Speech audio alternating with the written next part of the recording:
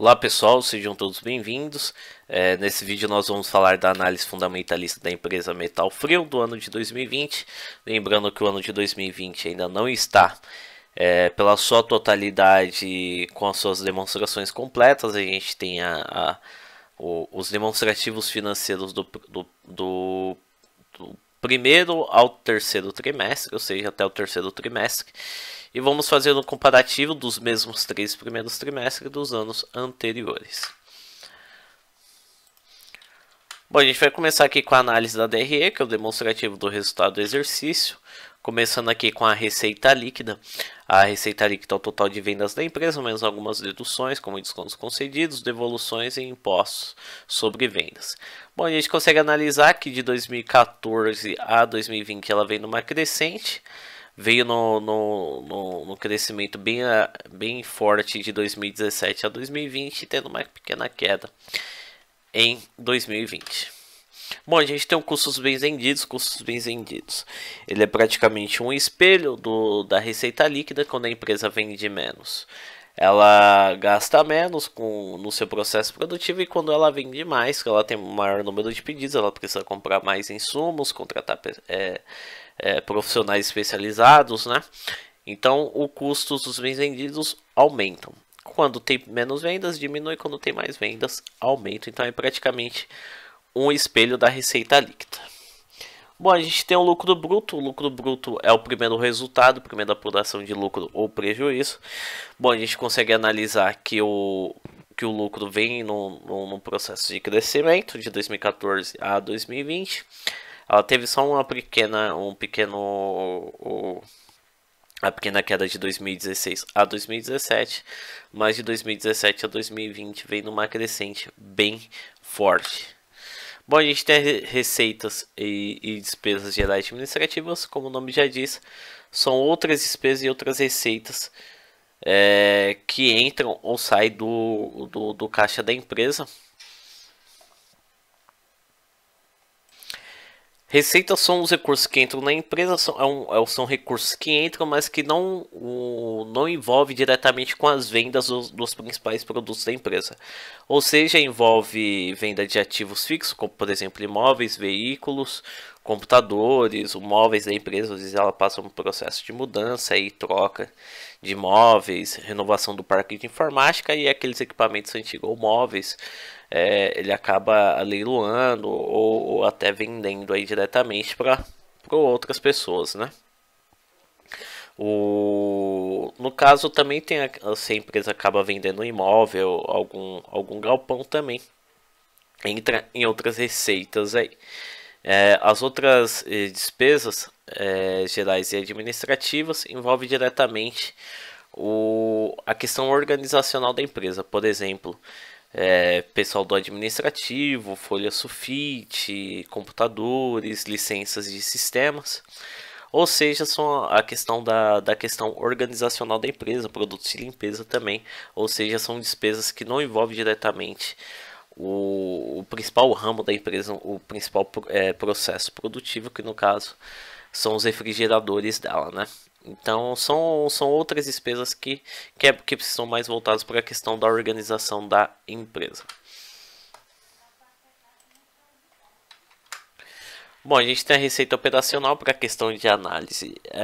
Esse é a principal conta de apuração de resultado e prejuízo da empresa, porque aí só envolve os processos da empresa, ou seja, ainda não está envolvido contas terceirizadas, por exemplo, despesas e receitas financeiras e os impostos. Então, esse aqui é o famoso EBITDA, é o lucro antes das despesas, receitas financeiras e os impostos. Para a questão de análise ele é importante porque aqui só envolve o que está ligado diretamente com a empresa. Bom, a gente consegue analisar que de 2014 a 2019 ela vem numa crescente forte e uma pequena queda. Em 2020, os anos que teve uma queda e uma correção aí foi em 2017 e em 2020. Bom, a gente tem a despesa e receitas financeiras, daqui que a empresa ganha ou perde no mercado financeiro.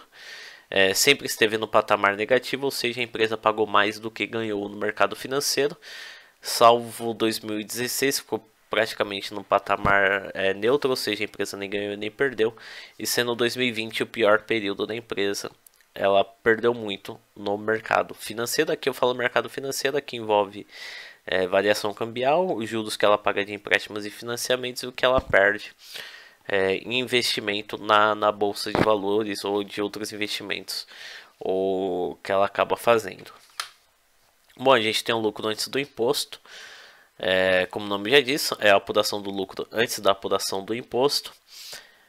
2014 e 2015 a empresa passou um período de prejuízo, recuperando-se em 2016, voltando para um patamar neutro em 2017, ou seja, a empresa nem lucrou e nem teve prejuízo, e tendo um pequeno prejuízo em 2018, apresentando recuperação em 2019, e em 2020 apresentando um prejuízo bem alto. Bom, a gente tem o imposto pago. Para a questão de análise aqui não tem valia nenhuma, eu só coloquei aqui porque faz parte da DRE.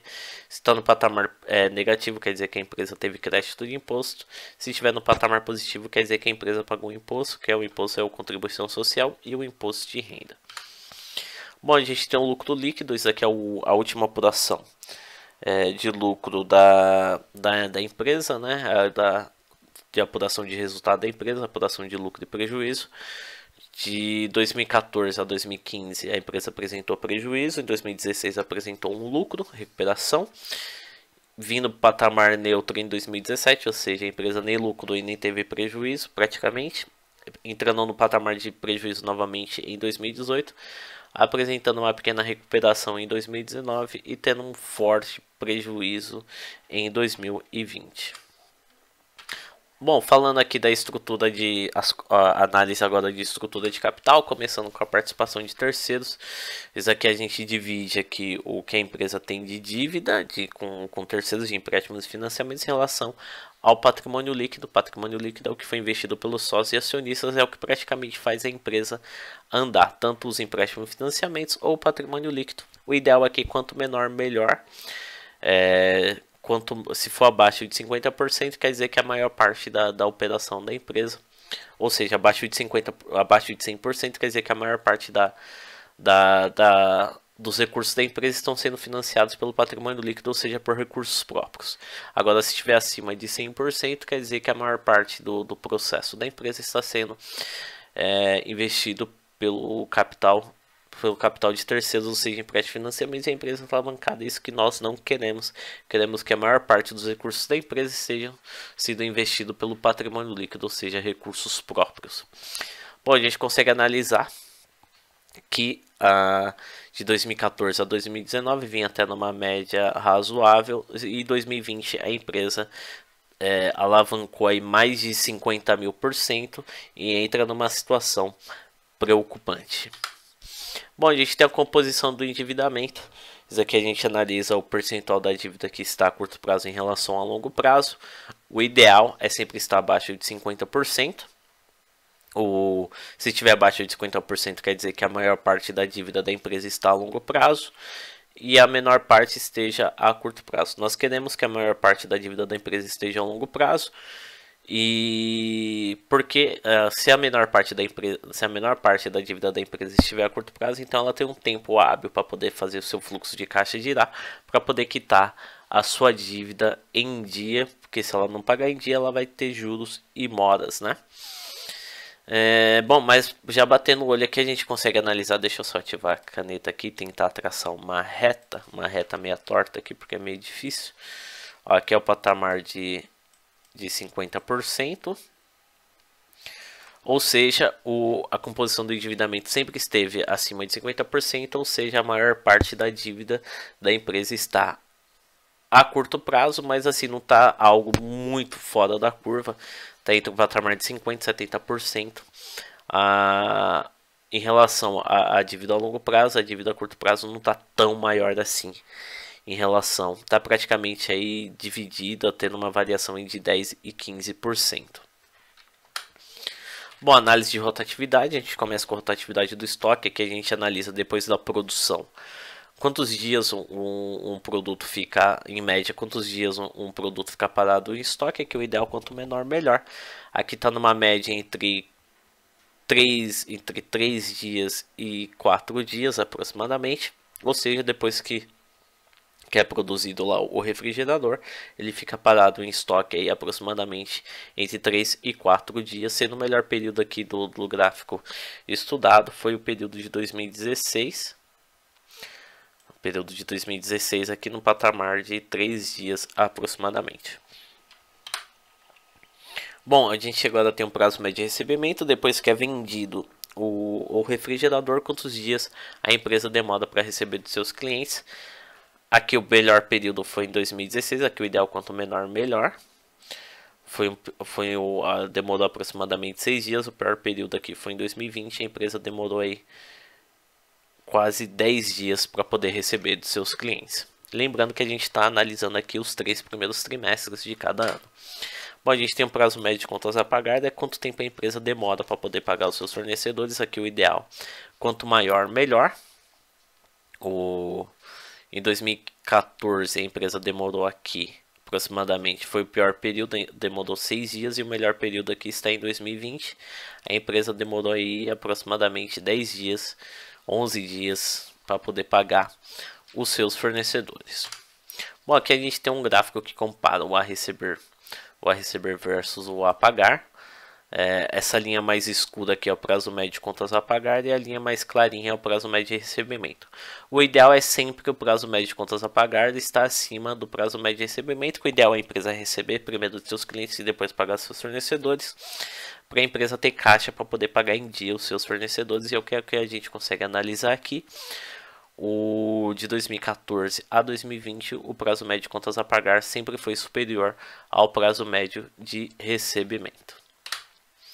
Bom, a gente tem um índice de liquidez, tem um liquidez geral. A gente analisa aqui, compara o volume de ativo total da empresa em relação ao seu passivo total.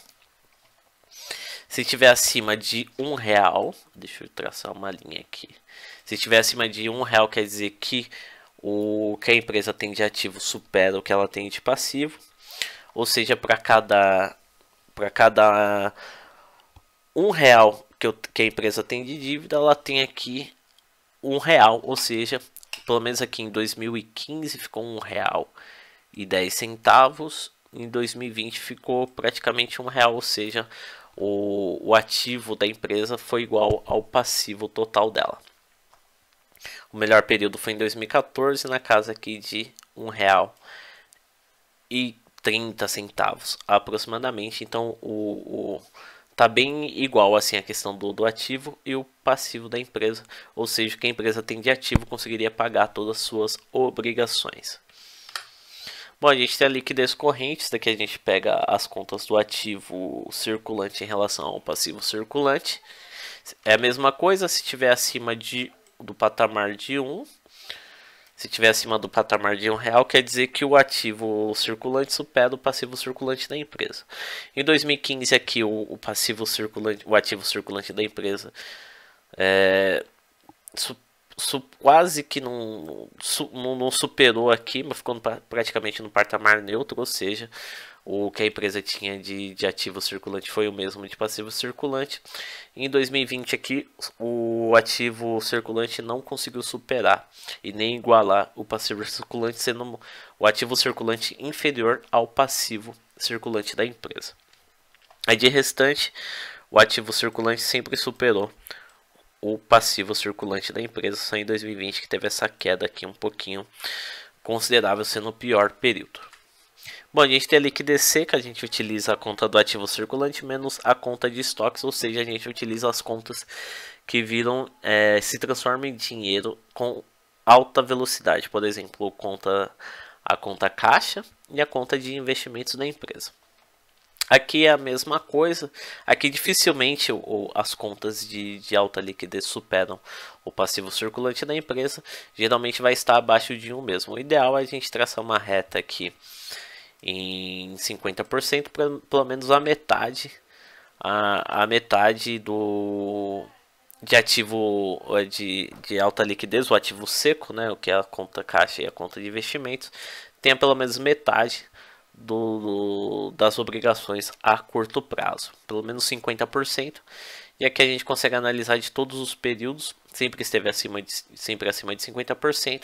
Só em 2020, que foi o pior período, aqui ficou foi praticamente 50% em ponto, né? Ou seja, em cima de 50%, mas nunca foi abaixo desses 50%. Bom, a gente tem um índice de rentabilidade, começando com o giro do ativo. Isso daqui é para cada R$1 que a empresa investiu no ativo total da empresa, quanto virou venda.